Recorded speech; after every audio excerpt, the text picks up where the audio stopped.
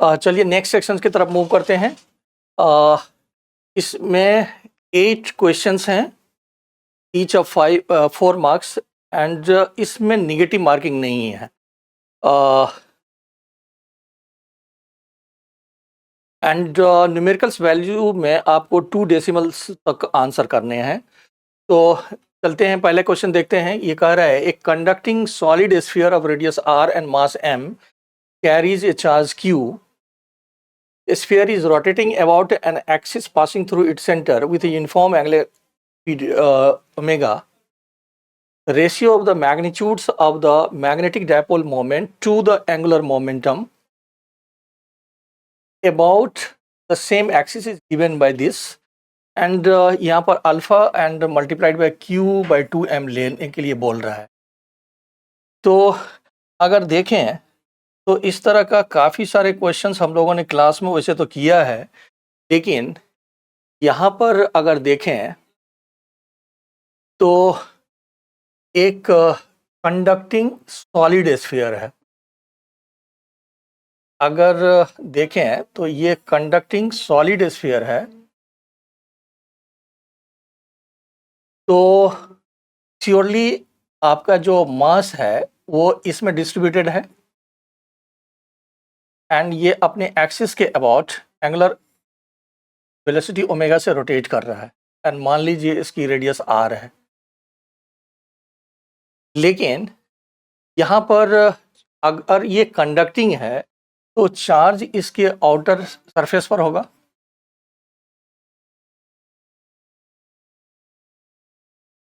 अब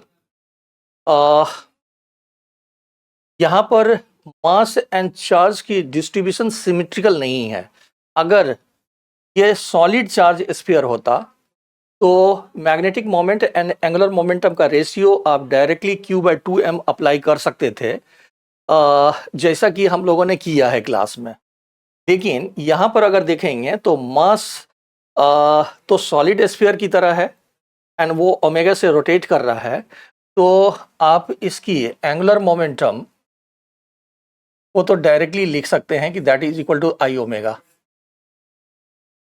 and solid sphere है इसीलिए that is equal to 2/5 mr² omega, ये डायरेक्टली लिख सकते हैं। लेकिन प्रॉब्लम आएगी आपको मैग्नेटिक मोमेंट्स में फाइंड करने के लिए। तो आप क्या करो कि एक कंडक्टिंग सेल इमेजिन करिए आप।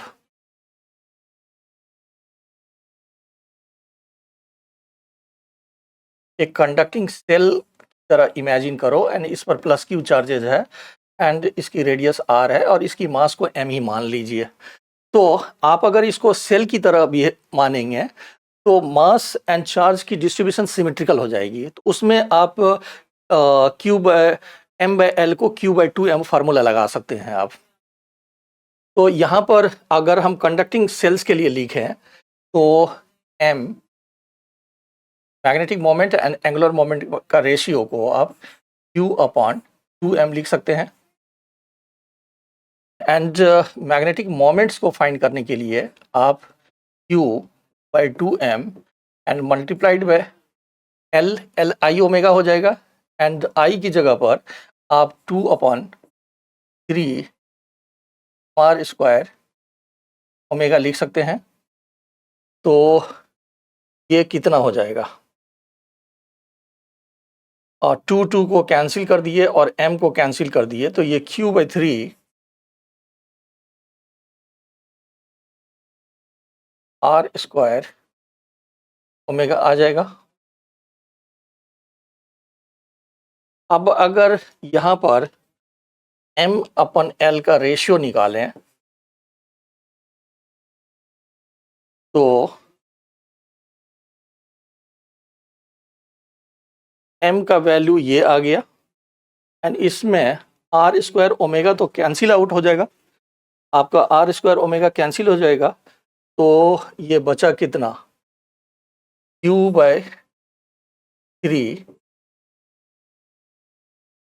And r square omega cancel हो गया, तो this is 2m and into 5, तो दिस ये बचेगा 5/3 q बाई 2m, एंड यहाँ पर alpha times Q by 2m ले रहा है, इसलिए अल्फ़ा का वैल्यू 5/3 आ गया, एंड इसकी वैल्यू 1.67 ऐसा कुछ लिख सकते हैं, तो अल्फ़ा इज़ 1.67। यहाँ पर मेन जो, वैसे तो ये ऑलरेडी डायरेक्टली हम लोग लिखते हैं, लेकिन जो मेन प्रॉब्लम यहाँ पर आ रही है कि मास का डिस्ट्रीब्यूशन एंड चार्ज का डिस्ट्रीब्यूशन सिमेट्रिकल नहीं है, इसीलिए आपको मैग्नेटिक मोमेंट्स अलग से थोड़ा निकालना पड़ेगा। नेक्स्ट क्वेश्चन की तरफ मूव करते हैं। नेक्स्ट क्वेश्चंस मॉडर्न फिजिक्स से रिलेटेड है। ये कह रहा है कि a hydrogen atom initially at rest in its ground state absorbs a photon of frequency 1 and ejects an electron with kinetic energy of 10 electron volt. The electron then combines with a positron at rest to form a positronium atom in its ground state and simultaneously emits a photon of frequency 2. The center of mass of the resulting positronium atom moves with a kinetic energy of 5 electron volt. It is given that the positron has the same mass as that electron, and positronium atom can be considered as the Bohr atom. Considering no energy loss during the whole process, the difference between the two photon energy निकालना है। अब यहाँ पर देखेंगे तो hydrogen atom initially at rest in ground states, तो उसके पास energy 13.6 electron volt का है, यानी कि अगर हम इलेक्ट्रॉन्स को जीरो काइनेटिक एनर्जी से निकालते तो हमें 13.6 इलेक्ट्रॉन वोल्ट एनर्जी देना होता, लेकिन जो इलेक्ट्रॉन्स बाहर आया है वो 10 इलेक्ट्रॉन वोल्ट की काइनेटिक एनर्जी से आया है। इसका मतलब जो आपका फर्स्ट केसेस में h∈1 की जो वैल्यू है वो 13.6 जो इलेक्ट्रॉन्स को जस्ट बाहर निकालने में लगा होगा, एंड जो इलेक्ट्रॉन्स बाहर आया है उसकी खुद की एनर्जी 10 इलेक्ट्रॉन वोल्ट है। इसका मतलब +10, तो ये हो गया 23.6 इलेक्ट्रॉन वोल्ट। इसका मतलब जो फर्स्ट फोटोन है उसकी एनर्जी आ गया ये 13.6 इलेक्ट्रॉन उसको निकालने में, एंड 10 वोल्ट उसकी ऑलरेडी काइनेटिक एनर्जी। अब ये कह रहा है कि the electron then combines with a positron at rest to form a positronium atom in ground states and simultaneously emits a photon of frequency 2, and the center of mass of the resulting positronium atom moves with a kinetic energy of 5 electron volt. So electron then combines with a positron at rest. तो जो electrons बाहर आया है उसके पास अगर हम conservation of energy को देखें तो यहाँ पर कंजर्वेशन ऑफ एनर्जी लगाते हैं हम।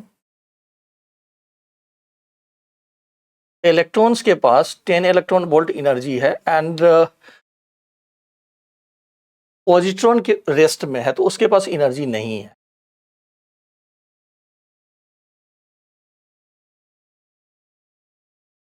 Form a positronium atom in the ground states and simultaneously emits a photon with frequency। अब ये यहाँ पर फ्रीक्वेंसी 2 से एक फोटोन निकाल रहा है, और जो पॉजिट्रोनियम एटम आ रही है उसकी खुद की काइनेटिक एनर्जी 5 इलेक्ट्रॉन वोल्ट है, और एनर्जी ऑफ पॉजिट्रोनियम लेना पड़ेगा यहाँ पर जो कि ग्राउंड स्टेट्स में है। तो यहाँ पर अगर देखें तो ग्राउंड स्टेट्स में अगर देखें तो एनर्जी -13.6 Z² अपॉन n² लिखते हैं, लेकिन यहाँ पर ये कह रहा है कि इलेक्ट्रॉन एंड पॉजिट्रॉन का मास सेम है। Positron has the same mass as the electrons, तो अगर मास सेम हो जाएगा तो इसमें रिड्यूस्ड मास की कंसेप्ट आ जाएगी, तो यहाँ पर आप reduced mass and divided by m ये वाली कंसेप्ट लगा सकते हैं। एंड दोनों का मास सेम है तो आप रिड्यूस्ड मास को कैलकुलेट कर सकते हैं, m multiplied by m and whole divided by 2m। तो ये m/2 आ जाएगा। m/2 अगर वहाँ पर फिट करते हैं एंड ये ग्राउंड स्टेट में z का वैल्यू 1 एंड हाइड्रोजन लाइक के लिए कर रहे हैं तो n का वैल्यू भी 1, तो जो पॉजिट्रॉन्स का एनर्जी आएगा that will be equal to -13.6 and divided by 2, तो ये आ गया कितना, -6.8 इलेक्ट्रॉन वोल्ट। अब अगर यहाँ पर देखें तो इस 5 को इस साइड ले आ रहे हैं तो 5 will be equal to h nu naught 2 and plus energy of the photon that is -6.8 electron volt. अब उसको उस साइड ले जाएंगे तो h nu 2 की वैल्यू 11.8 इलेक्ट्रॉन वोल्ट आ जाएगा। अब हमें कह रहा है क्वेश्चंस में कि इस वाले फोटोन और इस वाले फोटोन्स की एनर्जी का डिफरेंसेस निकालना है। तो जो डेल्टा ई आएगा that will be equal to this, यानी कि 23.6 एंड -11.8, तो ये 11.8 इलेक्ट्रॉन वोल्ट ही आ जाएगा। आप चाहें तो इसको 11.80 इलेक्ट्रॉन वोल्ट लिख सकते हैं। नेक्स्ट क्वेश्चंस की तरफ बढ़ते हैं। ये कह रहे हैं नेक्स्ट में, ये थर्मोडायनामिक्स से रिलेटेड क्वेश्चंस हैं। An ideal monoatomic gas off n moles is taken through a cycle WXYZ consisting of consecutive adiabatic and isobaric process, and उसका VT ग्राफ दिया हुआ है, VT ग्राफ आपको दिया हुआ है, and the volume of WXY दिया हुआ है। If the absolute temperature of W is TW at point W is such that nRTW is equal to 1 joule, ऐसा क्वेश्चन में दिया हुआ है। तो then the amount of heat absorbed by the gas along the path XY, इस path में आपको amount of heat absorb पूछ रहा है। एंड अगर देखेंगे तो VT ग्राफ स्ट्रेट लाइन है, ये पासिंग थ्रू द ऑरिजिन, तो ये सर्टेनली आइसोबारिक प्रोसेस हो गया, ये भी आइसोबारिक प्रोसेस हो गया, और ये WX एंड YZ ये दो एडियाबेटिक प्रोसेस है। क्वेश्चन में दिया हुआ है कि ये दोनों एडियाबेटिक है और दो आइसोबारिक है। तो XY प्रोसेस यानी कि XY आइसोबारिक प्रोसेस में हीट एब्जॉर्ब कितना है ये फाइंड करने के लिए बोल रहा है, एंड डिफरेंट जगह का वॉल्यूम की मेजरमेंट दिया हुआ है, और nRTW इक्वल टू आपको 1 जूल दिया हुआ है। तो अगर देखें यहाँ पर तो यहाँ पर ये वॉल्यूम क्वेश्चंस में 64 सेंटीमीटर क्यूब, ये सेंटीमीटर क्यूब में है, ये 125 एंड 250 ये हमें दिया हुआ है। एंड nRTW की वैल्यू 1 जूल दिया हुआ है क्वेश्चंस में। तो हीट एब्जॉर्ब्ड इन XY प्रोसेस हमें फाइंड करने के लिए बोल रहा है। यूजुअली अगर देखें तो अब अगर देखें यहाँ पर तो बेसिकली अगर देखें तो heat absorbed in XY process, and ये आइसोबारिक प्रोसेस है, तो this is DU and plus DW,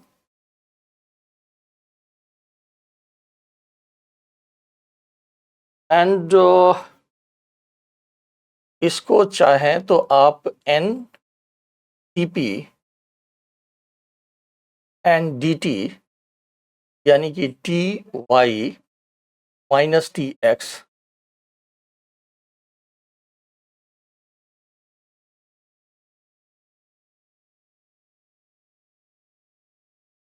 and ये कैलकुलेट करना है हमें। तो अगर मोनो एटमिक है तो आपको Cp नोन है, अगर मोनो है तो Cp equal to 5 divided by 3R ऐसा हो सकता है।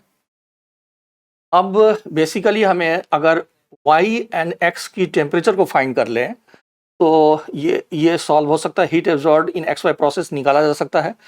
तो टेम्परेचर x एंड y को फाइंड करने के लिए आप ये वाली एडियाबेटिक प्रोसेस है एंड यहाँ की टेम्परेचर TW दिया हुआ है, तो इसमें आप लगा सकते हैं एडियाबेटिक प्रोसेस के लिए PV टू द गामा यानी कि T V to the power gamma -1 equal to constant लगा सकते हैं। तो यहाँ पर हमारा जो वॉल्यूम है W में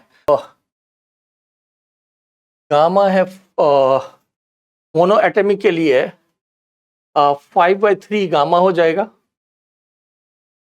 तो ये 5/3 -1 लिख सकते हैं इक्वल टू TX एंड यहाँ की वॉल्यूम 125 है एंड होल ये 5/3 एंड -1 लिख सकते हैं।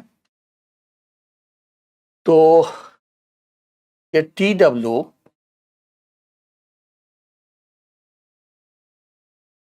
ये हो गया 2/3, इसको आप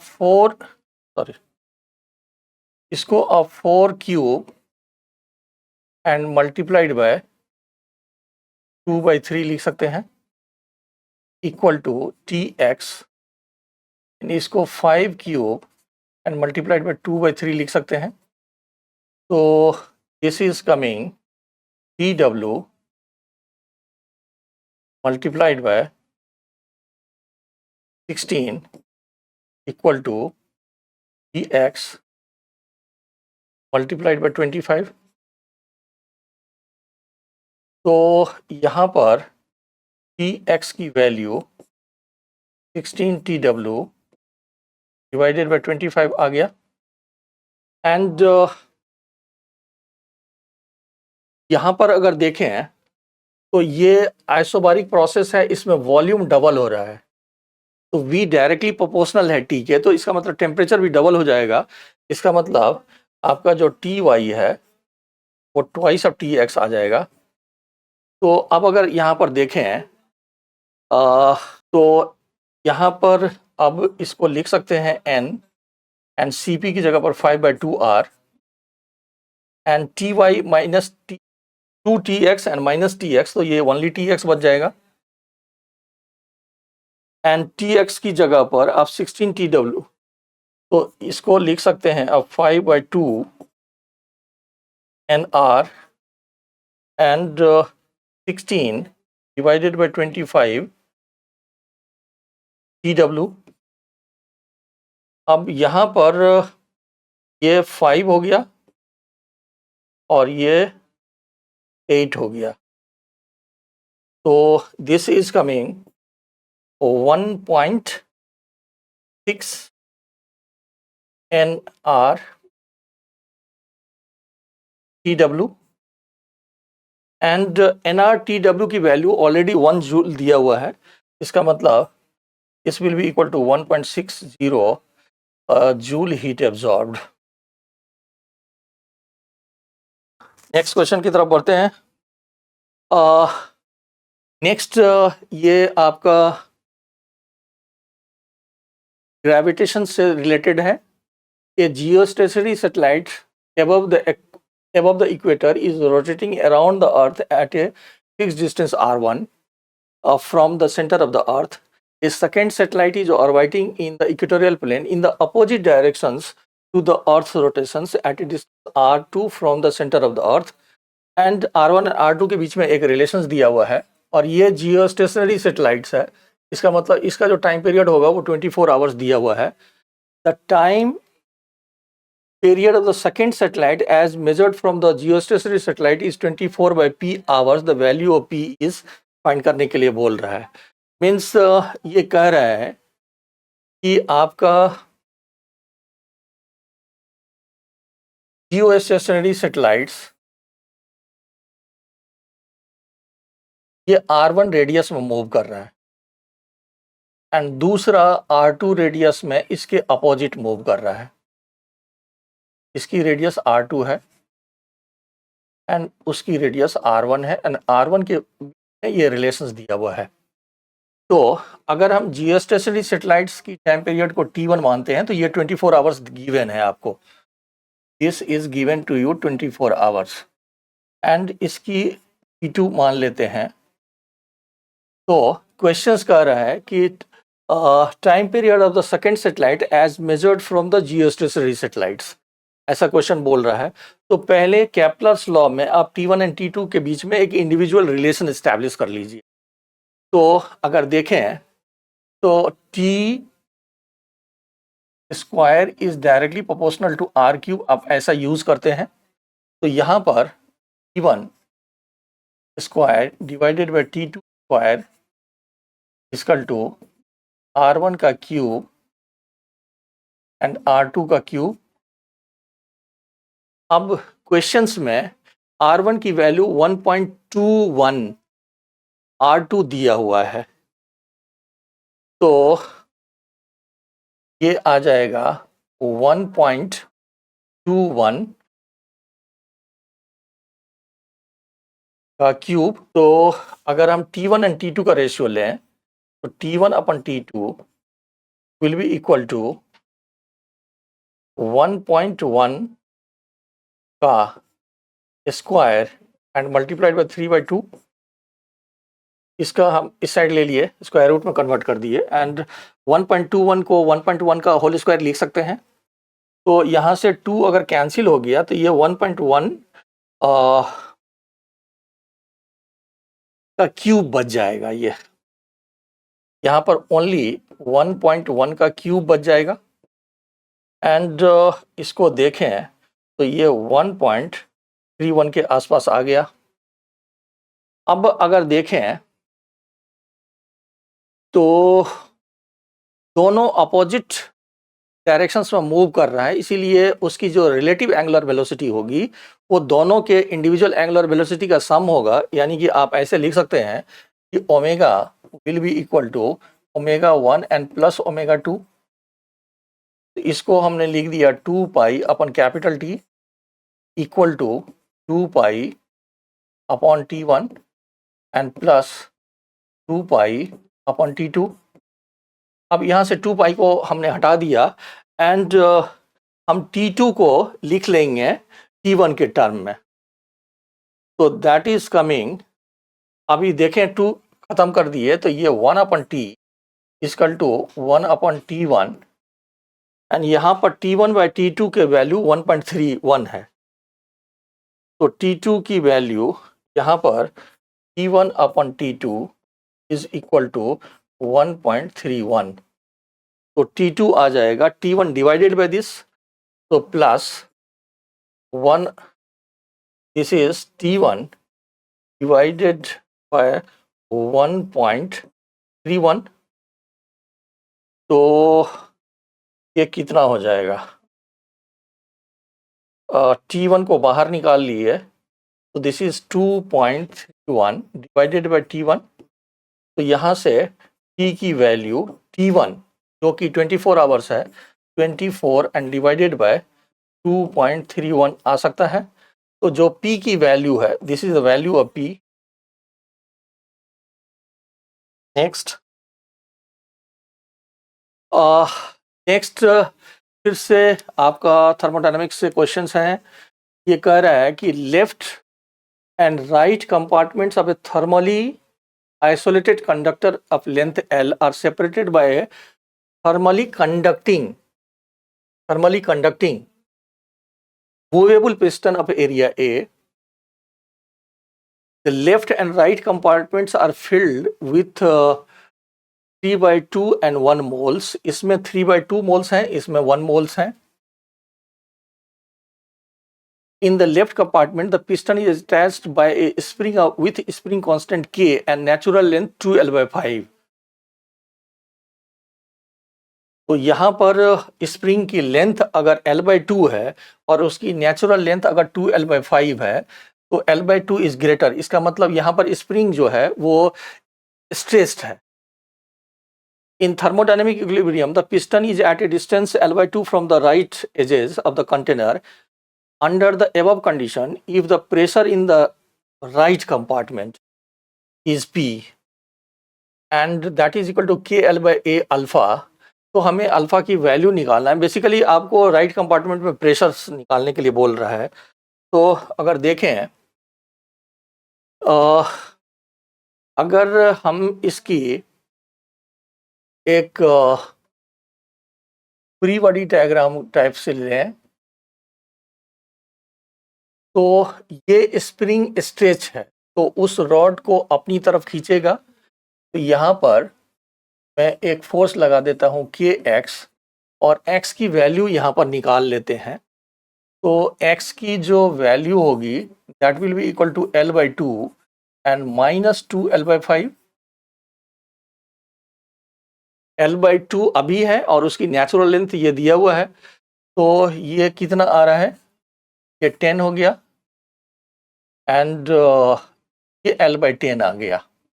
तो यहाँ पर इस रॉड पर इस डायरेक्शन में एक फोर्स लग रही है Kx, और अगर देखें राइट की तरफ अगर प्रेशर को हमने P लिया है तो एक फोर्स इस डायरेक्शन में PA लग रहा होगा, और लेफ्ट वाले की प्रेशर अगर आप P1 लें तो इस डायरेक्शन में एक फोर्स लग रहा है, इस डायरेक्शन में एक फोर्स लग रही है P1A, और हमें P की वैल्यू को फाइंड करने के लिए बोल रहा है। तो यहाँ पर अगर आप इक्विलिब्रियम में देखें तो हम ऐसा कह सकते हैं कि Kx and plus PA is equal to 1A। अब इसमें x की वैल्यू L/10 हमें पता है, तो बेसिकली हमें क्या करना होगा कि आपको P1 की वैल्यू को P के टर्म में निकालना पड़ेगा, दूसरा कोई उपाय नहीं है। तो अगर हम P1 की वैल्यू को P के टर्म में देखें तो इसमें नंबर ऑफ मोल्स देख लीजिए कि आपका the left and right compartments are filled with 3/2 and 1। तो इसमें जो नंबर ऑफ मोल्स हैं वो 3/2 है और इसमें नंबर ऑफ मोल्स 1 है। एंड इसमें एक चीज़ और देखें तो आपका ये थर्मली कंडक्टिंग है, तो दोनों तरफ टेम्परेचर की वैल्यू को हम सेम ले सकते हैं।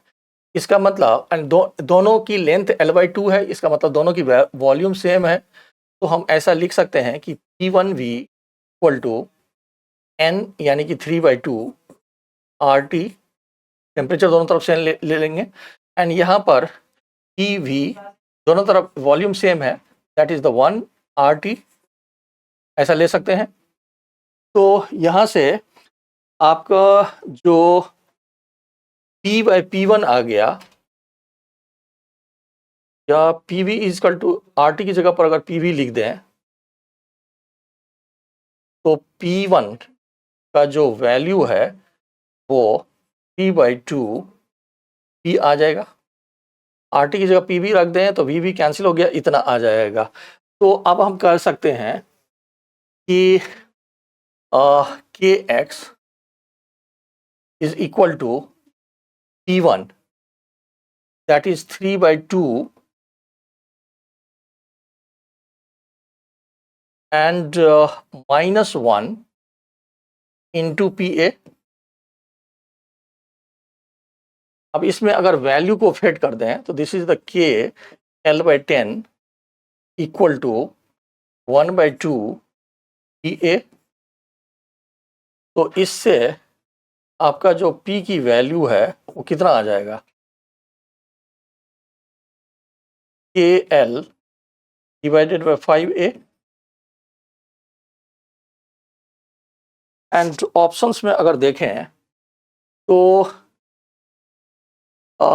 यहाँ पर KA अल्फा के टर्म में है, तो दिस इज 0.2 KLA, इसका मतलब अल्फा की वैल्यू 0.2 हो गया, या 0.20 लिख दीजिए। नेक्स्ट वेब ऑप्टिक्स का क्वेश्चन है ये। इसमें कह रहा है कि in a Young's double slit experiment a combination of two glasses A and B having refractive index 1.7 and 1.5, एक 1.7 एंड 1.5 दिया हुआ है। The separation between the slits is D हमारा 2 मिलीमीटर है एंड कैपिटल डी की वैल्यू 2 मीटर है, thickness इसकी 12 micrometre है and the value of L, यहाँ पर जो L है that is also 1 millimetre. Neglect any refractions effect at the slanted interference of the wedges. Due to the combination of the wedges, the central maxima shifts. इस wages के place करने से central maxima किस position पर shift कर रही है वो हमें फाइंड करना है। एंड अगर देखें तो जो हम लोगों ने डिस्कस किया है, आप शिफ्टिंग को पार्ट डिफरेंस के बेसिस पर निकाल सकते हैं। अगर मान लीजिए पार्ट डिफरेंस लेमडा आ रही है, इसका मतलब सेंट्रल मैक्सिमा फर्स्ट मैक्सिमा पर शिफ्ट करेगी। अगर पार्ट डिफरेंस लेमडा बाय 2 है तो सेंट्रल मैक्सिमा फर्स्ट मिनिमम वाली पोजीशन पर शिफ्ट करेगी। तो बेसिकली आपको इसमें पार्ट डिफरेंस फाइंड करना है और पार्ट डिफरेंस के बेसिस पर ही इसमें आप कैलकुलेट कर सकते हैं। तो अगर देखें यहाँ पर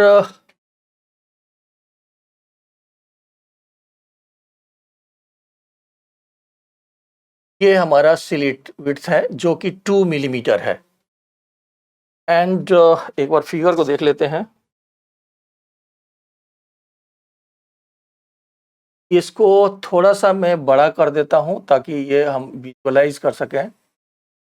ये बी है, ये हमने बड़ा कर दिया है विजुअलाइजेशन के लिए। और ये हमारा ए है, ये बी है और ये ए है और ये टी। एंड यहाँ पर अगर देखें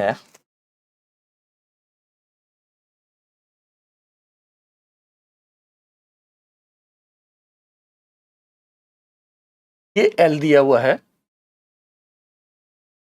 और ये भी एल दिया हुआ है। तो इसको अगर हम ये वाली थिकनेस को अगर हम x मानते हैं तो ये जो है ये t माइनस एक्स हो जाएगा।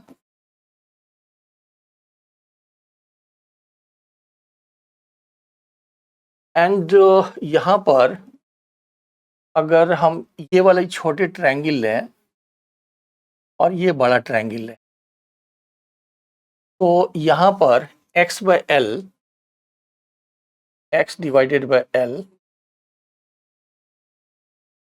को आप लिख सकते हैं, ये t है तो ये भी t होगा, that is equal to t divided by d n plus 2l, ऐसा लिख सकते हैं।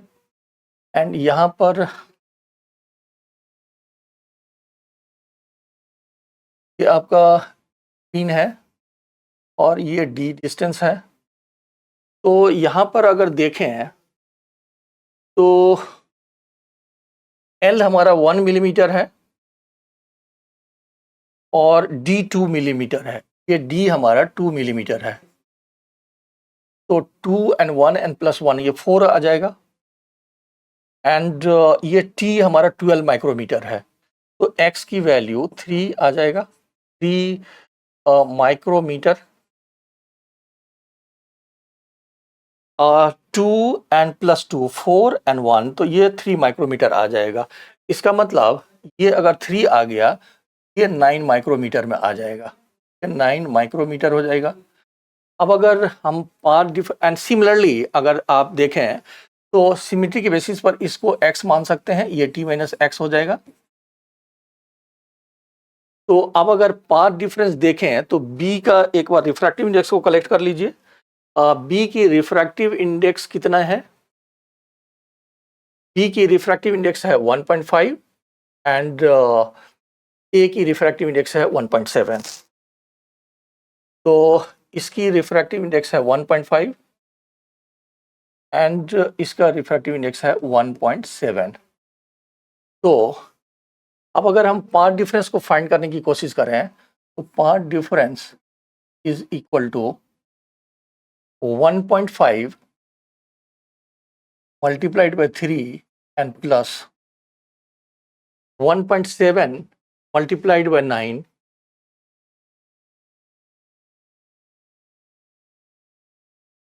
and minus 9 multiplied by 1.5 and plus 3 multiplied by 1.7, ये हमारा पार्ट डिफरेंस आ जाएगा। तो अगर हम 1.7 लें तो 1.7 एंड 9 एंड माइनस 3, तो ये आ जाएगा 1.7 and multiplied bye 6 and plus, यहाँ से अगर हम 1.5 लें तो ये आ जाएगा 1.5 एंड मल्टीप्लाइड बाय माइनस 6। अब अगर हम 6 बाहर निकाल लें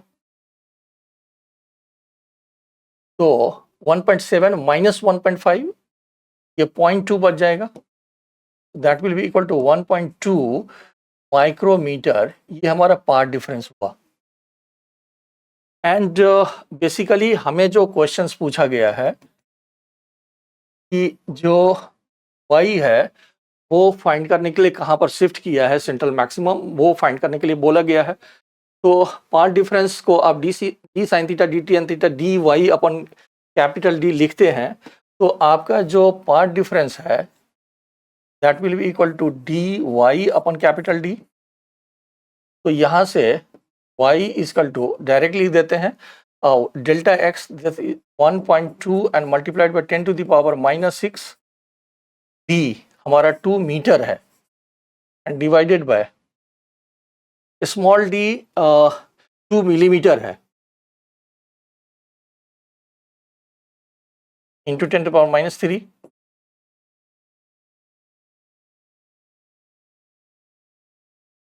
तो ये हमारा कैंसिल हो गया। तो this is 1.2 into 10 to the power minus 3 metre. And एक बार ये देख लीजिए कि आंसर वो उसको किस यूनिट में चाहिए, इन मिलीमीटर में ही चाहिए उसको, tips in with respect to the y.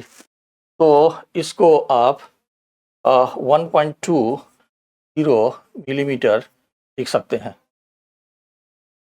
तो इसका मतलब शिफ्ट की वैल्यू निकाला जा सकता है। ठीक है, आगे बढ़ते हैं। नेक्स्ट क्वेश्चन में देखिए, कह रहे हैं कि ए projectile of mass 200 gram is launched in A viscous medium at an angle 60 degree with the horizontal with initial velocity of 270 meter per second. It experiences a viscous drag force minus CV, where the CV drag T का value 0.1 kg per second दिया and V is the instantaneous velocity of the projectile. The projectile hits a vertical wall after 2 seconds, taking E is equal to 2 seconds. The horizontal distance of the wall from the point of projections find करने के लिए बोल रहा है। अब अगर देखें यहाँ पर तो बेसिकली ये कह रहा है कि हमने यहाँ पर 270 मीटर पर सेकेंड से एक बॉडी को थ्रो किए हैं एंड अगर इसको वॉल मान लें तो ये इस वॉल को स्ट्राइक कर रहा है t इक्वल टू 2 सेकेंड में एंड ये 60 डिग्री है। तो यहाँ पर अगर देखें तो इस डायरेक्शंस में 270 cos 60 यानी कि 135 मीटर पर सेकेंड इस डायरेक्शन में वेलोसिटी है एंड एक कंपोनेंट इस डायरेक्शन में आएगा, तो sin 60 √3/2 आ जाएगा। ये 135 √3 है यहाँ पर मीटर पर सेकेंड। अब अगर देखें, ये कह रहा है कि दिस हॉरिजॉन्टल डिस्टेंस हमें फाइंड करने के लिए बोल रहा है। लेट थोड़ी देर के लिए, अगर ये विस्कस फोर्स नहीं होता तो horizontal component of velocity constant हो जाती। इसका मतलब इस वेलोसिटी को सिंपली टाइम से मल्टीप्लाई कर देते तो हमारा एक्स निकल जाता। लेकिन यहाँ पर उसने विस्कस ड्रैग लगाया है एंड किसी भी पॉइंट्स पर अगर देखें तो अगर वेलोसिटी इस डायरेक्शंस में होगा तो विस्कस ड्रैग उसके अपोजिट डायरेक्शंस में, यानी विस्कस ड्रैग का फोर्स इस डायरेक्शंस में लग रहा होगा और हमें एक्स डायरेक्शंस में ऑपरेट करना है, इसीलिए वाई डायरेक्शंस की उतनी नीड नहीं है। तो आप क्या कर सकते हैं कि एफ को -c एंड यहां पर v x i cap plus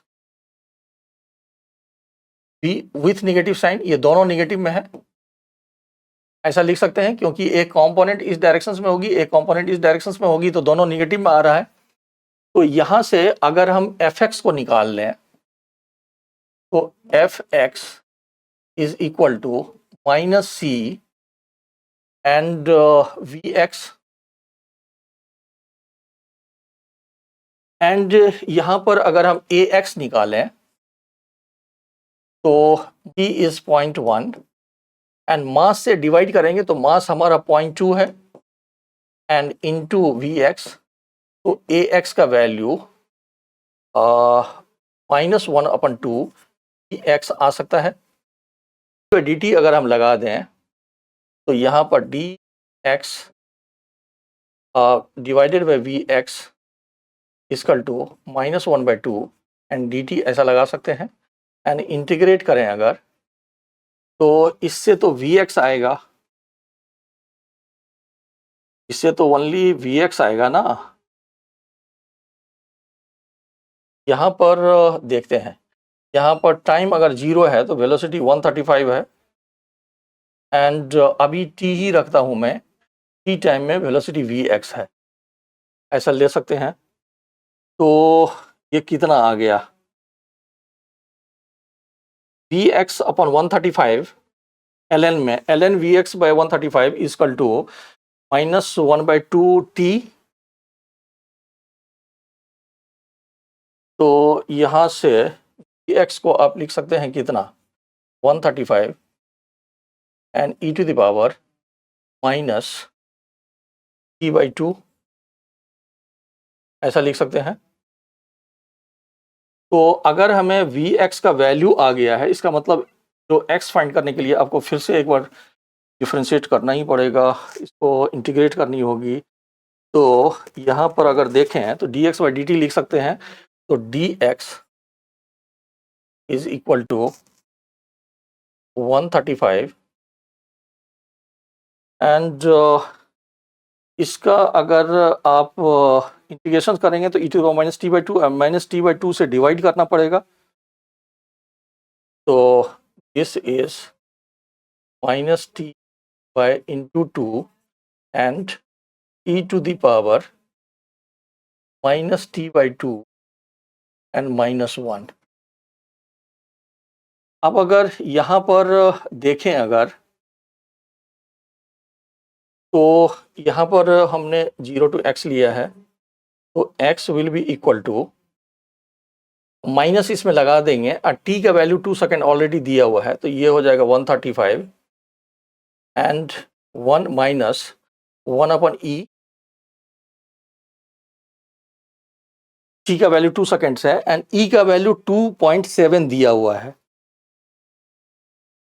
तो 135 एंड इनटू 2.7 एंड -1, तो ये 1.7 एंड डिवाइडेड बाय 2.7, तो ये कैंसिल हो सकता है। यहाँ पर e⁻t/2 का e⁻t/2 होगा, लेकिन डिवाइड करेंगे तो -1/2 से डिवाइड करेंगे, तो यहाँ पर t नहीं आएगा, तो उस हिसाब से वो 270 हो गया, तो ये कैंसिल हो जाएगा, तो ये 170 के आसपास आ जाएगा। तो x इज 170 मीटर। नेक्स्ट देखते हैं,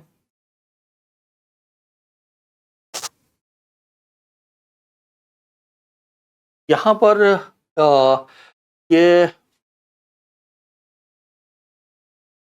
वेव से रिलेटेड क्वेश्चंस है। ये कह रहा है कि एन ऑडियो ट्रांसमीटर ये audio transmitter and a receiver are hung vertically from two identical massless strings of the length L 8 meter with their pivots well separated along the x-axis.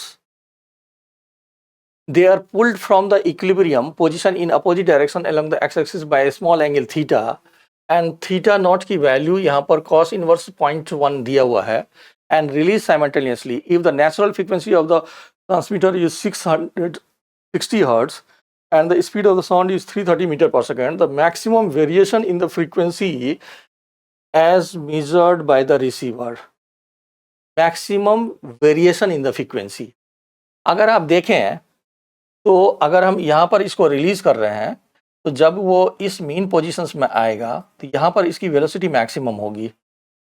अगर velocity maximum इस position पे है तो इसी positions में जब ये वाला भी इस पोजीशंस में आएगा यहाँ पर तो इसी पोजीशंस में उसकी जो फ्रीक्वेंसी की वैल्यू आएगी वो मैक्सिमा या मिनिमा इस केसेस में आ सकता है. तो अगर हम यहाँ पर देखें तो सबसे पहले आप यहाँ पर इसकी वेलोसिटी फाइंड कर लो. तो आप वेलोसिटी को लिख सकते हैं 2gh का under root that will be equal to 2g and h की जगह पर L 1 माइनस कॉस थीटा का अंडर रूट लिख सकते हैं एंड कॉस थीटा दिया हुआ है 0.9 तो that is 2gl multiplied by 0.1.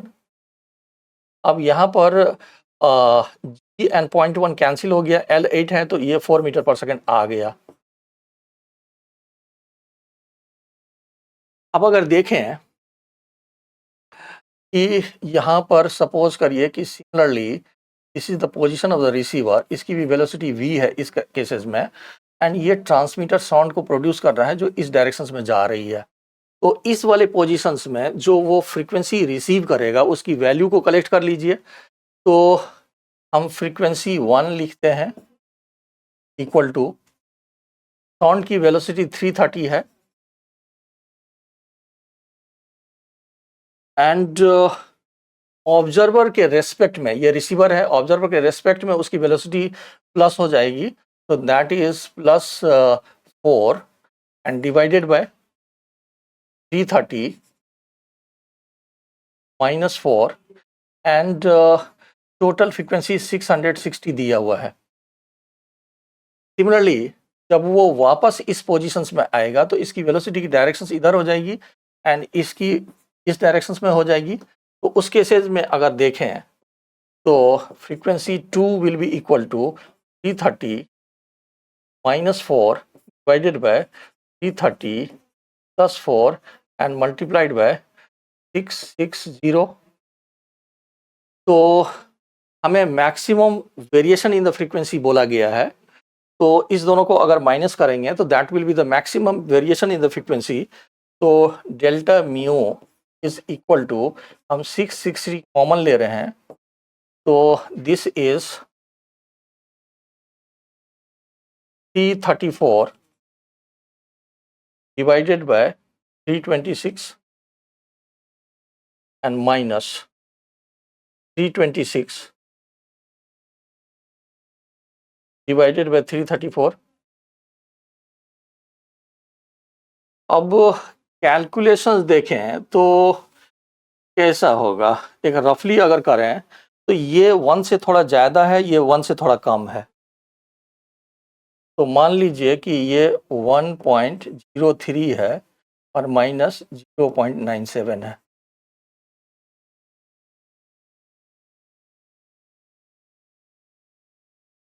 तो ये कितना आ जाएगा,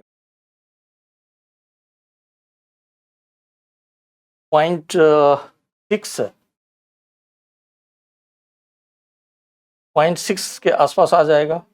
तो अगर हम 660, ये रफली कर रहे हैं, मैं ये 0.6 से अगर करें तो 0.06 ना,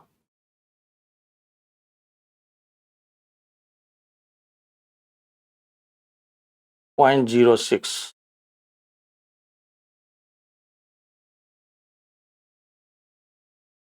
तो 33 मतलब क्या?